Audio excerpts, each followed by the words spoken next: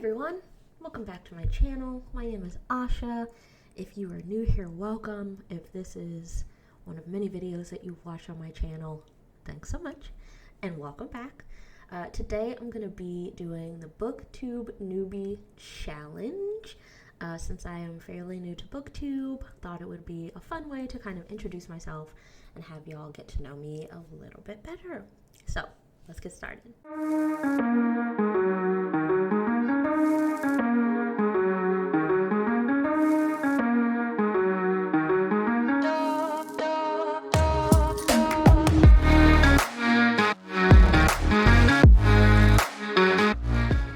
Question number one, why did I start this channel?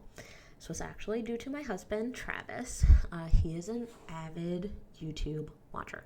Like, when I say avid, I mean avid. Like, every spare moment, every night when he falls asleep, he is watching a YouTube video.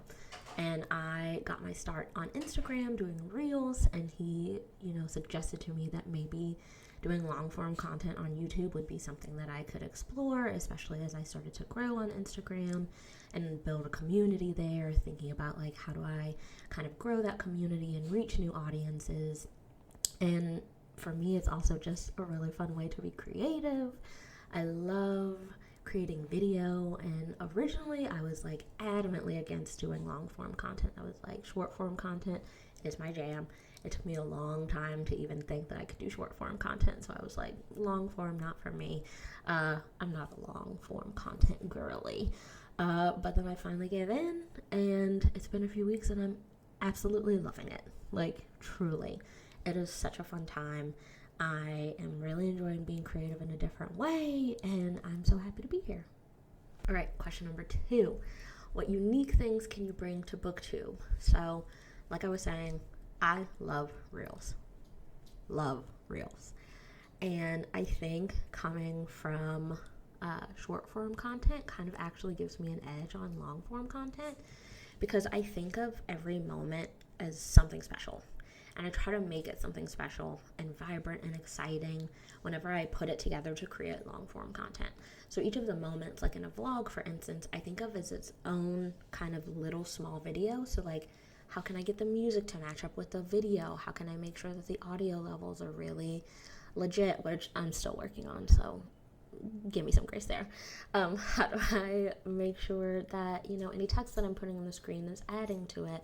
How do I use Zoom and other effects to like really enhance what I'm saying or what's going on in the video?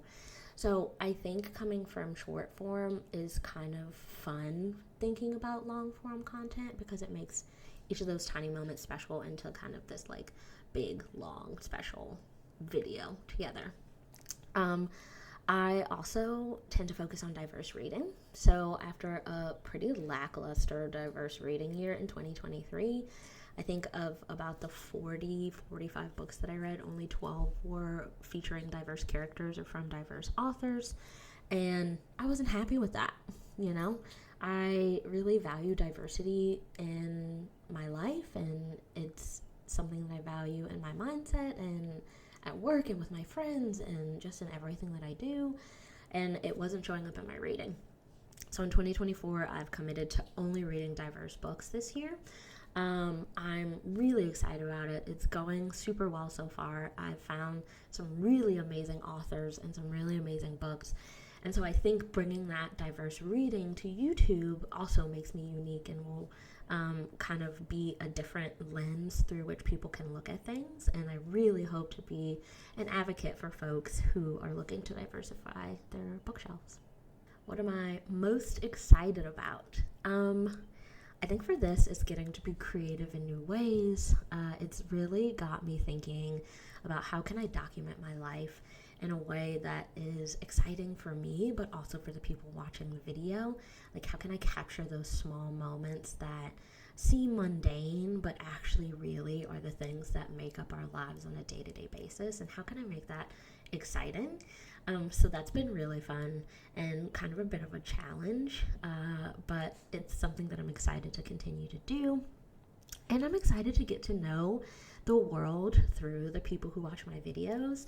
Just like with reading, I think you can learn so much. I think I'm excited to learn from the community that I hope to build on YouTube. And that's why comments on videos excite me so very much, because I'm like, oh my God, a person, it's a real person, and I get to learn about them and what they like and what excites them and what they liked about the video and who they are and their world views, and that really excites me. Question number 4, why do you love reading? So I think for a lot of people, reading is an escape from the real world. But for me, it's something different. It's 2 things. It's one, a dive deeper into the real world. I think that's why I like diverse reading so much, is because it helps me learn about cultural differences, religious differences, differences in values, neurodivergence. All of these things help me clarify the world around me and create a more vibrant world around me with a deeper understanding of it. So it really allows me to dive in deeper instead of kind of in an effort to understand, instead of kind of pulling back and escaping from the world. So I think that's a unique aspect. And then the second thing is reading for me is also a form of self-discovery. So I love being able to read and see myself in characters, even characters that don't look like me, aren't the same gender as me, maybe don't have the same thought process or values that I do, but I can always find something in them. You know, where do I see myself in the characters or the plot? What are they healing that I can heal too? What can I learn about myself? All of this comes together to help me clarify my own values and who I am as a person, which I think is a really cool thing about reading. It also allows me to really think about how I can support those in my life who have differences too, how I can be a safe and welcoming space for all people, and I think that that's a really powerful thing that reading can give us. Question number 5, what got me into reading? So I talked a lot about this in my video, the 10 books that define me, but my parents always had books in the house.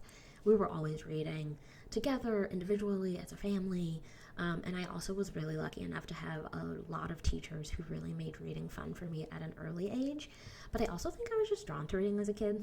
Like, I was a quiet, observant child who would so much rather read or like sit on the playground with my teachers and ask them about the meaning of life, real story, than like play pretend with other kids. I don't know why, but like I really was interested in the reality of life and not like the pretend of life as a child. So reading was like a big part of my childhood.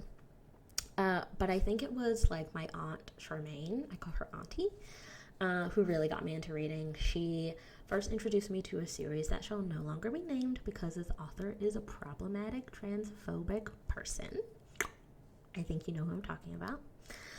But she also introduced me to A Wrinkle in Time by Madeline Lingo. And I was saying that I was a child who really liked to be grounded in reality. This really helped me start to understand like fantasy and pretend and like things that, you know, aren't possible in our real life but are really fun to read about. So that kind of changed the game for me reading wise. I think it was the book that really helped me like expand and be more creative and grow as a reader. And it also taught me about like how all consuming books could be in a different way. Like I think as kids we all have those books that we absolutely love that we just read over and over and over again.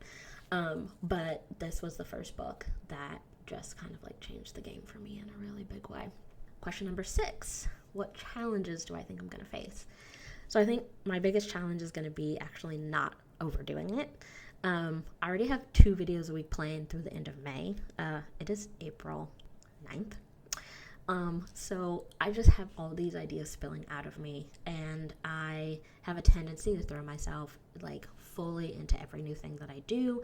So I want to make sure that I'm pacing myself in a way that like honors the creative side of me, like how fast I'm coming up with videos, but also honors a pace that allows me to still have fun and still like not be overwhelmed and not feel like I'm drowning in content or needing to get content or editing or any of the, you know, things that are really fun right now. I want it to remain fun. On the flip side of always having a bunch of ideas or having a bunch of ideas right now, I'm always scared that I'm going to run out of ideas. So I think it'll be a challenge to be able to continue to stay relevant and kind of develop those ideas that still excite me too. Number 7, where do you read? All over the place. Truly, I read in the living room, on our office couch, in the hallway chair, on our front porch, in my hammock when the weather is nice, on the bench in a little park in our backyard, at restaurants and cafes, literally all over the place. I can read almost anywhere. I can't sleep anywhere, but I can read almost anywhere. Finally, number 8. What kinds of books do you like to read? So I'm a big romance girly, but I am trying to broaden my horizons just a little bit and branch out into other genres. So I like fantasy, but I struggle with like too much world building. So once I get past that, or if it's integrated into the story in a really unique way, then I love fantasy. I'm also playing around with mystery and thriller for an upcoming video, and I've tapped into poetry recently. I also love to learn from books, like I mentioned earlier, so I'm no stranger to a business or a self-help book. I actually really love whenever I'm going through a new chapter in life or a transition or a journey, I love picking up a nonfiction book that's related to that topic to kind of help guide me through that process. I think it is just a really wonderful way to connect with yourself and to learn something new and to support yourself through challenging times in life. So right now, I'm working on becoming a manager at work, so I'm reading a lot about leadership. I'm also doing some soul work and self-discovery. So I'm reading Welcome Home by Najwa Zabian, and just really enjoying all of the learning that I get to do from one of my favorite things, reading. All right, friends, that does it for the BookTube Newbie Challenge. Thank you so much for watching. I hope you'll join me in the next video. Until then, be well and see you soon.